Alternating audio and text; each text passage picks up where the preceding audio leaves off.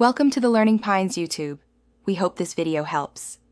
You start by opening the project and switching to Resource Sheet View so you see all resource fields. Once done, confirm each resource has a name, type, max units, and group field populated. This ensures grouping will behave predictably. Make sure to save a backup copy before proceeding so you can revert if needed.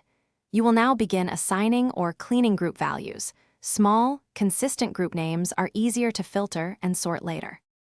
You now assign group names directly in the group column for each resource, using team names or functional labels that match your organization.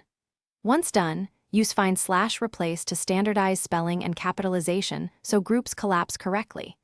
If you have many resources, export the sheet to Excel, clean the group column there, and re-import or paste values back. This is faster and reduces typos. Make sure to keep group names concise to avoid display truncation later. You finish by applying View Group by Resource Group so resources collapse under each group header. This clarifies allocation and capacity. Then adjust column widths and sorting and save a custom view to reuse across projects.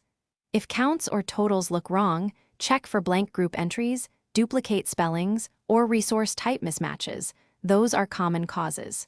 Finally, verify assignments in task usage to ensure grouping.